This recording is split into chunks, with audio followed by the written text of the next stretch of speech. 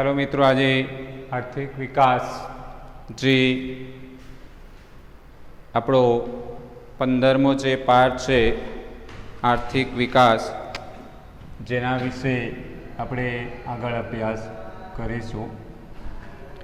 આર્થિક વિકાસ સમગ્ર દેશને આગળ લઈ જવા માટે ઉત્તરોત્તર પ્રગતિ કરી રહ્યો છે, જેના માટે બોર્ડની બ્લુપ્રિન્ટ પ્રમાણે 3 માર્કનો પાઠ છે, જે 2 માર્કનો એક પ્રશ્ન પણ પૂછી શકે, 1 વાક્યનો પણ પ્રશ્ન આવી શકે.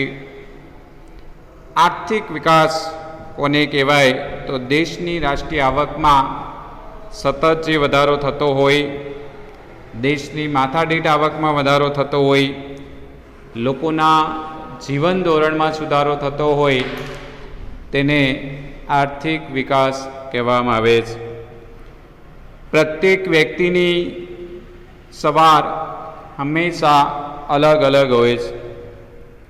કેટલાક લોકો ભૌતિક સુખ સુવિધાથી ભરપૂર જીવન જીવે છે, પરંતુ વિશ્વની મોટાભાગની વસ્તી જીવનનું અસ્તિત્વ ટકાવી રાખવા સંઘર્ષ કરતી જોવા મળે છે. જે ધનાઢ્ય લોકો જે છે એ હંમેશા ભૌતિક સુખ સગવડોનો જે છે એ ભોગવતા હોય છે, જ્યારે મધ્યમ અને ગરીબ લોકો જે છે એ જીવનને ટકાવી રાખવા માટે સંઘર્ષ કરતી હોય છે. તો બંને વચ્ચે ઘણો બધો ફેર છે.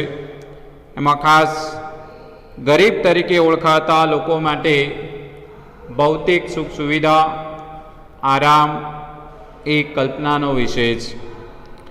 આવી પરિસ્થિતિ કેવી રીતે ઉદ્ભવી, તો આ પરિસ્થિતિમાંથી બહાર કેવી રીતે નીકળવું એ આપણે જોઈએ. આર્થિક વિકાસ આજના આધુનિક યુગમાં વિશ્વનો પ્રત્યેક દેશ માટે વિકાસના પ્રયત્નો કરે છે, પરંતુ વિકાસ એ માત્ર આર્થિક જ નહીં, અનેક પાસા ધરાવતી સામાજિક પરિવર્તનની પ્રક્રિયા છે, જે ખૂબ જ સારી રીતે આગળ લઈ જવા માટે સતત પરિવર્તન એ જરૂરી છે.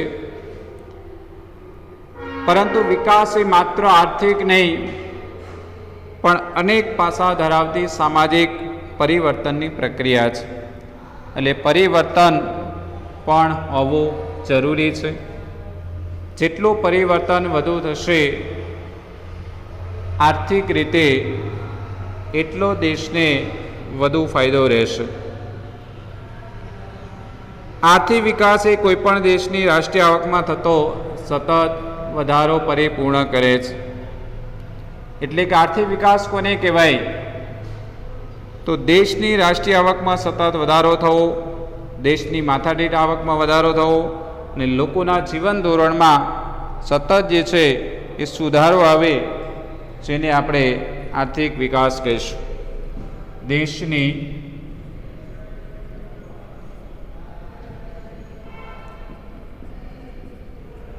રાષ્ટ્રીય આવકમાં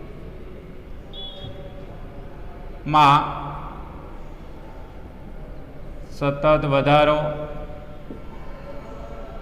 થવો. બીજું જે છે,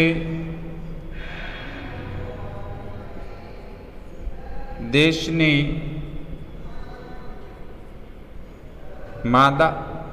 માથાદીઠ આવકમાં વધારો થવો. અને ત્રીજું જે છે, લોકોના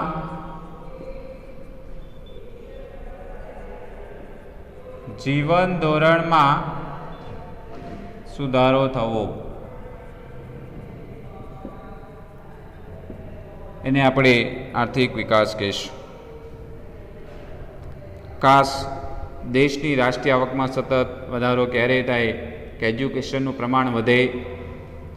એજ્યુકેશનનું પ્રમાણ વધે તો એની સાથે રોજગારી વધે, રોજગારી વધે તો લોકોની આવકમાં વધારો થાય, લોકોની આવકમાં વધારો થાય તો એની ભૌતિક સુખ સગવડ જે છે એ ખૂબ સારો જે છે વધારો આપણને જોવા મળે છે.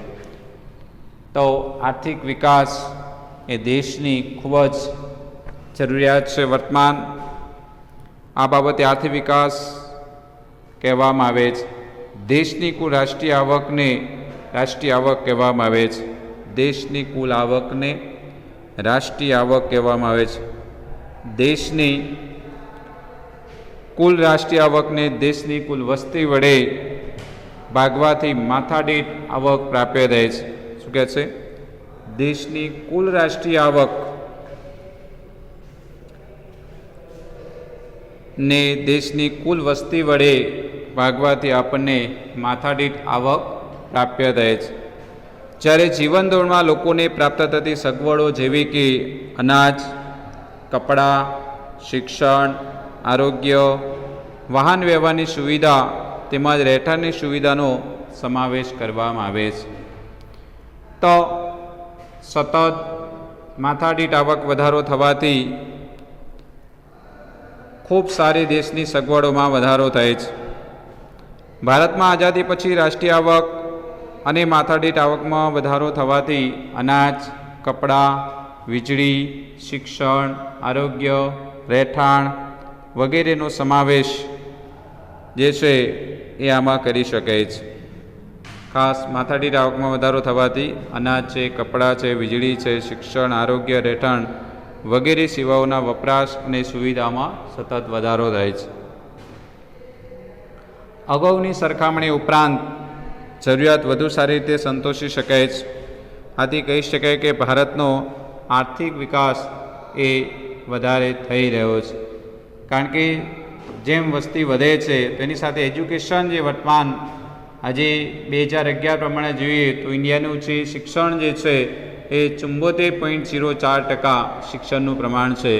જેટલું એજ્યુકેશન વધારે છે એટલી દેશની રાષ્ટ્રીય આવકમાં સતત વધારો છે, કારણ કે એટલા ઉદ્યોગો થશે અને ઉદ્યોગો થવાના કારણે એની સાથે એટલા જ લોકોને રોજગારીનું પ્રમાણ વધી શકે છે. આર્થિક વૃદ્ધિ અને આર્થિક વિકાસ વચ્ચેનો જે તફાવત છે જેના વિશે આપણે જોઈશું. આર્થિક વૃદ્ધિ અને આર્થિક વિકાસ વચ્ચેનો તફાવત એટલે કે આ બંને શબ્દો શું કહેવા માગે છે જેના વિશે આપણે ચર્ચા કરીશું. અહીંયા આર્થિક વૃદ્ધિ, આર્થિક વિકાસ બંને શબ્દો વધારો દર્શાવે છે, પરંતુ બંને વચ્ચે કેટલોક તફાવત જોવા મળે છે. વિકાસની પ્રક્રિયાના આધારે જોઈએ તો આર્થિક વિકાસ એ ગુણાત્મક, ત્યારે આર્થિક વૃદ્ધિ પરિણાત્મક છે. બંને વચ્ચેનો ડિફરન્સ અહીંયા તમને જોવા મળે છે કે આર્થિક વિકાસ એ ગુણાત્મક છે, જ્યારે આર્થિક વૃદ્ધિ જે છે એ અલગ અલગ છે. અહીંયા આર્થિક વૃદ્ધિ જે છે એ પરિણાત્મક છે, પરિણાત્મક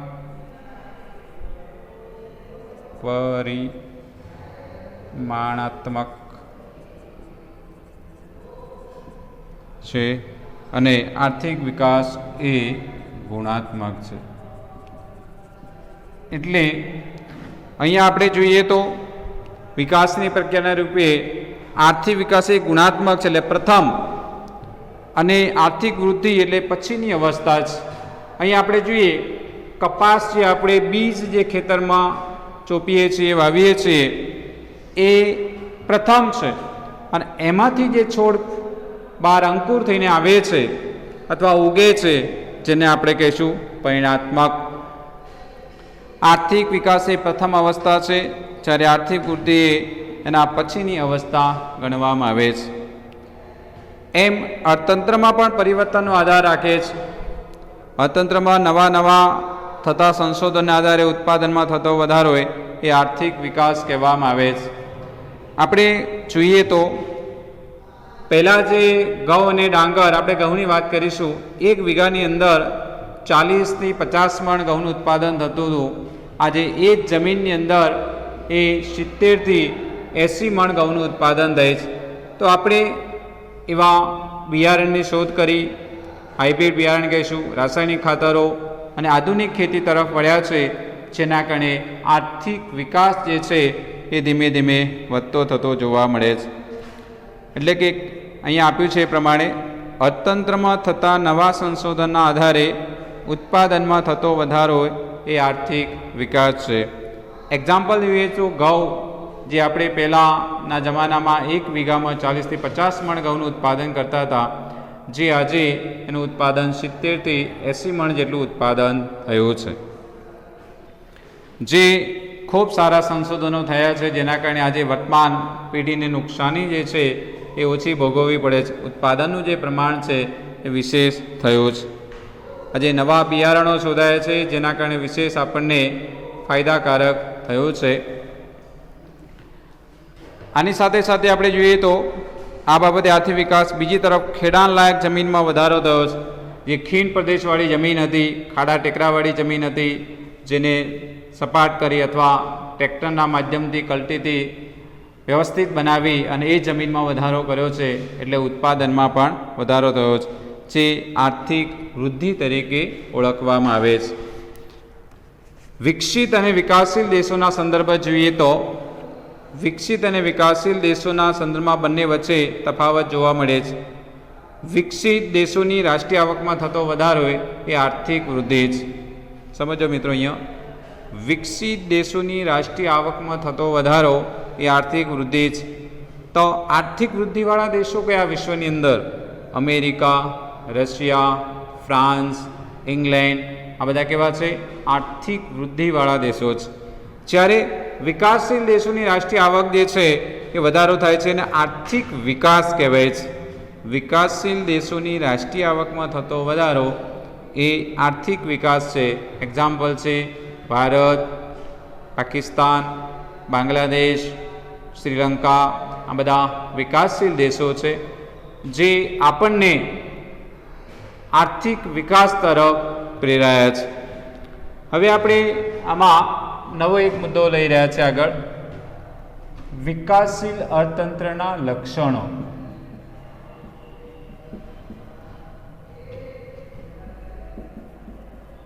વિકાસશીલ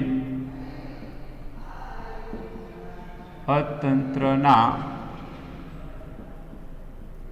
લક્ષણો. હવે આ લક્ષણોમાં જોઈએ તો પહેલું જે છે નીચી માથાદીઠ આવક. હવે વિકાસશીલ દેશોની વાત કરી રહ્યા છે આપણે, તો કારણ કે વિકાસશીલ અર્થતંત્રમાં આપણા લક્ષણો જે છે એ અલગ અલગ પ્રમાણે જોવા મળે છે. તો વિકસિત અર્થતંત્ર અને વિકાસશીલ અર્થતંત્રમાં માથાદીઠ આવકના આધારે અલગ અલગ જોવા મળે છે. બંનેની પરિસ્થિતિ જુદી જુદી છે. જે આપણે વિકસિત દેશોની વાત કરીએ તો અમેરિકા, ઇંગ્લેન્ડ, ફ્રાન્સ, આ વિકસિત દેશો છે. જ્યારે વિકાસશીલ જે દેશો છે, જેની અંદર માથાદીઠ આવક જે છે એ $735 કરતાં ઓછી ધરાવે છે. વિશ્વ બેંકના 2004 મુજબ જોઈએ તો વિશ્વ બેંક 2004 મુજબ વિકાસશીલ અહેવાલમાં $735 ઓછી આવક ધરાવતા દેશોને વિકાસશીલ અર્થતંત્ર તરીકે ગણવામાં આવે છે. એટલે કે આપણે અહીંયા $735 ઓછી આવક હોય ત્યારે આપણને આ નુકસાનીનો ભોગ બનવો પડે છે.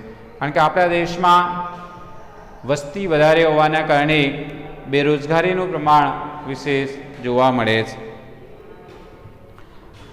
હવે એમાં અર્થતંત્રના લક્ષણો, નીચી માથાદીઠ આવક. ફર્સ્ટ, વિકાસશીલ દેશોની રાષ્ટ્રીય આવક નીચી જોવા મળે છે, જ્યારે વસ્તી વૃદ્ધિ દર વધુ હોવાથી માથાદીઠ આવક નીચી જોવા મળે છે. મિત્રો, ઇન્ડિયાની અંદર જે આપણી રાષ્ટ્રીય આવક ઓછી છે, વસ્તી વૃદ્ધિ દર 2%થી વધુ છે. આપણો જે વસ્તી વૃદ્ધિ દર જે છે 2%થી વધુ વસ્તી વૃદ્ધિ દર છે, જેના કારણે આપણને નુકસાન જોવા મળે છે. 2% વસ્તી વૃદ્ધિ દર છે, જે આપણને ખૂબ જ નુકસાન કરે છે. અને નીચે માથાદીઠ આવકને કારણે જીવન ધોરણ પર નીચું દબાવ પામે છે. એટલે ધીમે ધીમે માથાદીઠ આવક જે છે એ ઓછી થતી જોવા મળે છે, જેના કારણે આપણે નુકસાનીનો ભોગ બની રહ્યા છે. વસ્તી વૃદ્ધિ, સેકન્ડ પોઈન્ટ, વસ્તી વૃદ્ધિ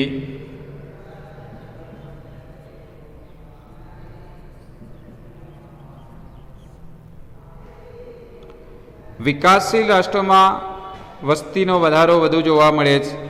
આવા દેશોમાં વસ્તી વૃદ્ધિનો દર 2%થી વધુ જોવા મળે છે. જે આપણે હમણાં જ ચર્ચા કરી કે વિકાસશીલ દેશો છે, ખાસ કરીને ભારત, ત્યાં આપણી ત્યાં વસ્તી વૃદ્ધિ દરનું પ્રમાણ વિશેષ જોવા મળે છે, જે 2%થી વધુ છે. ત્યાર પછી જે કૃષિ ક્ષેત્રે અવલંબન, ભારતની મોટાભાગની જે વસ્તી જે છે એ ખેતી ઉપર આપણને નિર્ભર જોવા મળે છે. કૃષિ ક્ષેત્રે અથવા કૃષિ ક્ષેત્ર પર અવલંબન.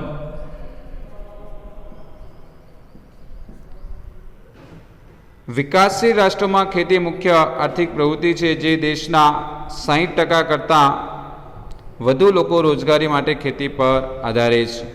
આપણે જોઈએ તો 60% લોકો ખેતી પર આધારિત છે, જેના કારણે જેનો આપણે ભોગ બની રહ્યા છે. 60% જોઈએ 1.25 કરોડ વસ્તીને ધ્યાનમાં રાખીને તો 72 કરોડ 61 લાખ લોકો જે છે એ ખેતી ઉપર નિર્ભર છે. દેશની રાષ્ટ્રીય આવકમાં ખેતીનો ફાળો માત્ર ને માત્ર જે છે એ 25%ની આસપાસ છે. 25% રાષ્ટ્રીય આવકમાં ખેતીનો ફાળો છે.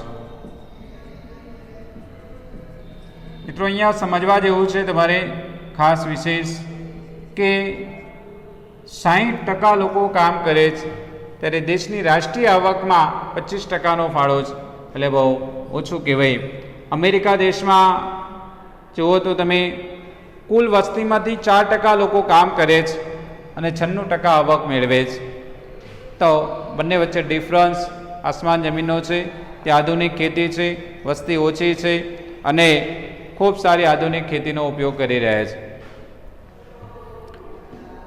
ત્યારબાદ ચોથો જે પોઈન્ટ છે, આવકની અસમાન વહેંચણી. આવકની વહેંચણી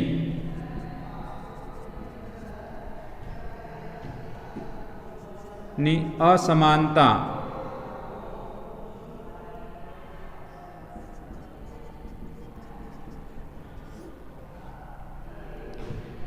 વિકાસશીલ રાષ્ટ્રોમાં આવક તથા ઉત્પાદનના સાધનોની વહેંચણી અસમાન જોવા મળે છે. આ અસમાનતા ગ્રામીણ અને શહેરી બંને વિસ્તારમાં જોવા મળે છે. દેશના ટોચના 20% ધનિક લોકોની રાષ્ટ્રીય આવકમાં 40% હિસ્સો જોવા મળે છે, જ્યારે તળિયાના 20% લોકો રાષ્ટ્રીય આવકમાં જોવા મળે છે અને 10% હિસ્સો ધરાવે છે અલગ અલગ. તો આપણે અહીંયા જુઓ કે દેશના 20% ધનિક લોકો છે, જેની રાષ્ટ્રીય આવકમાં કેટલા ટકા ફાળો છે? 40% ફાળો છે. એ ધ્યાન રાખજો. દેશના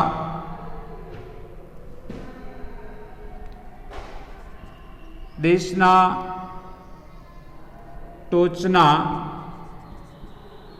20% લોકો 20% ધનિક લોકોની આવકમાં રાષ્ટ્રીય આવકનો ફાળો 40% છે, જ્યારે તળિયાના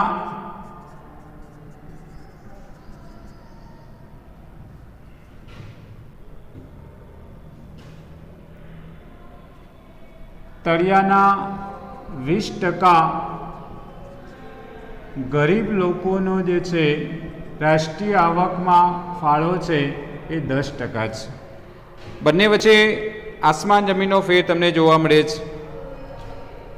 વસ્તી બંને સરખી છે, ટોચના 20% ધનિક લોકોની રાષ્ટ્રીય આવકમાં 40% ફાળો છે. તળિયાના 20% ગરીબ લોકો જે છે એની રાષ્ટ્રીય આવકમાં 10% ફાળો છે. બંને જગ્યાએ વસ્તી સરખી છે, પણ રાષ્ટ્રીય આવકમાં ઘણો બધો ફેર જોવા મળે છે, જે દેશનું આ મુખ્ય ગરીબીનું કારણ જોવા મળે છે. જે અસમાન વહેંચણી આપણે વાત જે કરી રહ્યા છે તે આવક અસમાનતા ક્યાં છે? 20% ધનિક લોકો છે જેની 40% આવક છે, 20% તળિયાના ગરીબ લોકો છે જેની 10% આવક આપણને જોવા મળે છે. આમ વિકાસશીલ રાષ્ટ્રમાં આવક અને સંપત્તિનું કેન્દ્રીકરણ ધનિક લોકોના હાથમાં જોવા મળે છે. એટલે આપણે અહીં જોયું કે આ ધનિક લોકો છે જ્યાં વિશેષ આવકનું પ્રમાણ વિશેષ એમની જોડે વર્તમાનમાં જોવા મળે છે. ત્યાર પછી આપણે જોઈએ છે બેરોજગારી. પાંચમું જે લક્ષણ છે બેરોજગારી.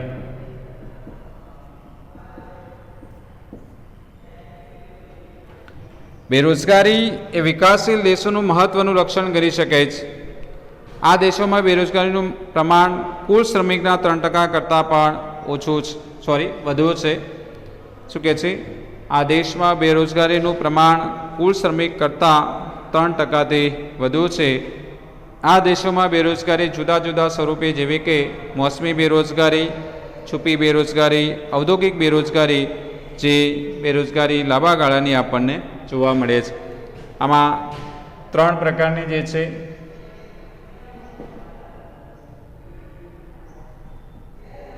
મોસમી બેરોજગારી, સેકન્ડ છે છુપી બેરોજગારી, થર્ડ જે છે ઔદ્યોગિક બેરોજગારી.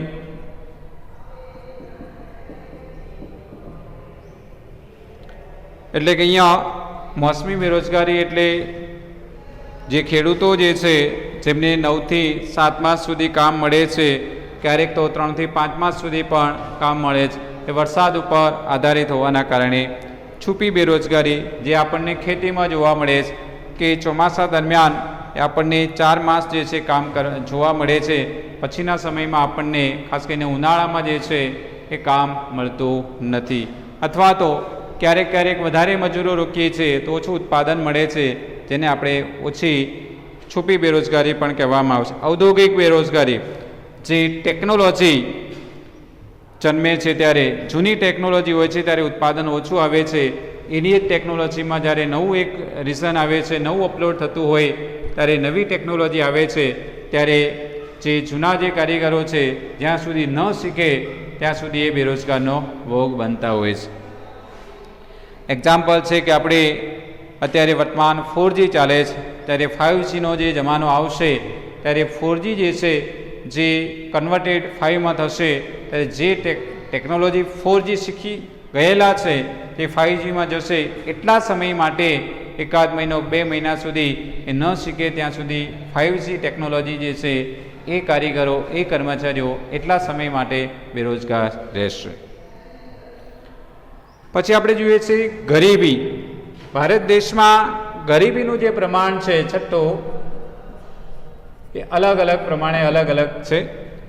ગરીબી એ વિકાસશીલનું રાષ્ટ્રીય લક્ષણ છે, જે લોકો પોતાની પ્રાથમિક જરૂરતો જેવી કે અનાજ, કપડાં, રહેઠાણ, શિક્ષણ, આરોગ્ય વગેરે સંતોષી ન શકતા હોય તેને આપણે ગરીબ કહીએ છીએ. વાતો સાચી છે મિત્રો કે ગરીબ કોને કહેવાય? જેને ગરીબીનો ભોગ બનતા હોય, ગરીબી હોય એને જે છે એનો ખ્યાલ આવી શકે છે. કારણ કે અનાજ, કપડાં, રહેઠાણ, શિક્ષણ, આરોગ્ય જે સેવાઓ પ્રાપ્ય ન થતી હોય એને આપણે વિશેષ ગરીબી કહીશું. ક્યારેક તમે શહેરમાં નીકળો, જે ફૂટપાથ ઉપર જે ઝૂંપડપટ્ટીમાં રહેતા હોય ત્યારે એમની ગરીબીનો જે છે એ અહેસાસ તમને ક્યારેક ફેસ ટુ ફેસ પણ જોવા મળતો હોય છે. વિકાસશીલ દેશોમાં આવા લોકોનું પ્રમાણ લગભગ કુલ વસ્તીના 3 ભાગ જેટલું જોવા મળે છે. ગરીબીનું જે પ્રમાણ છે, આપણે વસ્તી જોઈએ મિત્રો તો 1 અબજ 21 કરોડ જે વસ્તી છે ઇન્ડિયાની વર્તમાન 2011 પ્રમાણે, એ પ્રમાણે જોઈએ તો આપણે સમથિંગ જે છે એ 44.34 કરોડ જે છે એ વસ્તી ગરીબી હેઠળ છે. એટલે આપણે કહીશું કે 45 કરોડ જે છે એ ગરીબી હેઠળ વર્તમાનમાં ઇન્ડિયાની અંદર ગરીબીનું પ્રમાણ જોવા મળે છે. દ્વિમુખી શાસન પદ્ધતિ અથવા જેને કહીશું દ્વિમુખી અર્થતંત્ર.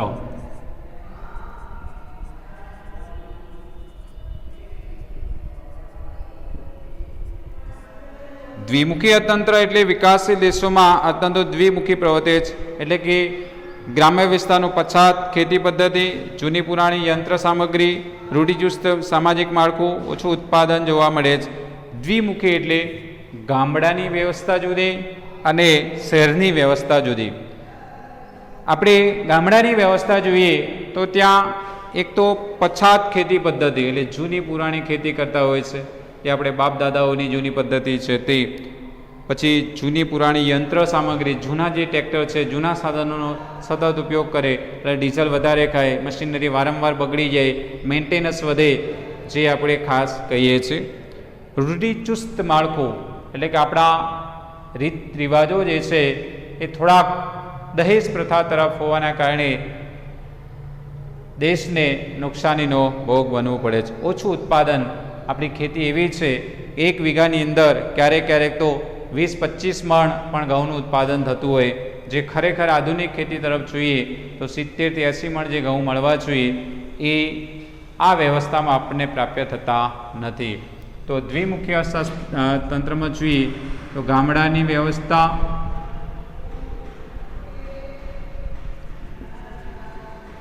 અને શહેરની વ્યવસ્થા બે અલગ અલગ જોવા મળે છે.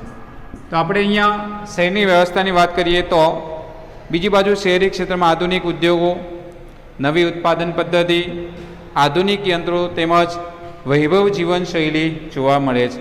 શહેરમાં ગામડા કરતાં થોડીક પરિસ્થિતિ સારી છે, કારણ કે અહીંયા જે છે આધુનિક ઉદ્યોગો જોવા મળે છે, નવી ઉત્પાદન પદ્ધતિ જોવા મળે, આધુનિક યંત્રો જોવા મળે, જીવન વૈભવમાં થોડોક ફેર જોવા છે, જેના કારણે થોડીક માત્રામાં જે છે એ સુવિધા જે છે એ વધુ આપણને પ્રાપ્ય થાય છે.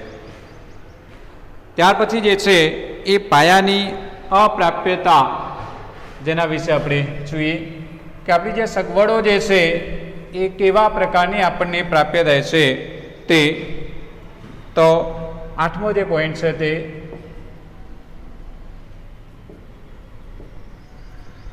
પાયાની અપર્યાપ્તતા સેવાઓ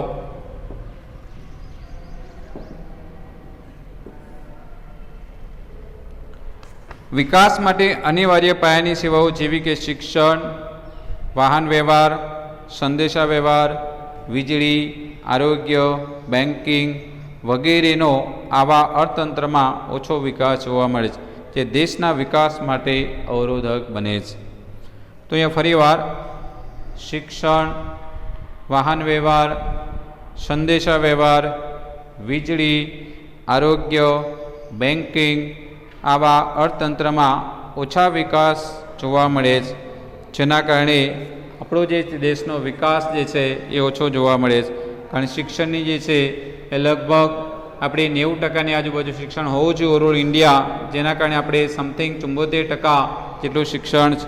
વાહન વ્યવહારનું પ્રમાણ ઓછું છે, સંદેશા વ્યવહાર એટલો ફાસ્ટ નથી, વીજળી જે છે 24 કલાક મળવી જોઈએ ખેડૂતોને અને તમામ ઉદ્યોગોને અને આમ જનતાને, એ મળી શકતી નથી. આરોગ્યની સુવિધા સંપૂર્ણ નથી, બેન્કિંગ સુવિધા સંપૂર્ણ નથી, જેના કારણે પાયાની જે સગવડો આપણને મળવી જોઈએ એમાં આપણને ક્યાંક ને ક્યાંક નુકસાનીનો ભોગ બની રહ્યા છે. આંતરરાષ્ટ્રીય વેપારનું સ્વરૂપ જે છે એ આપણે જોઈએ. આંતરરાષ્ટ્રીય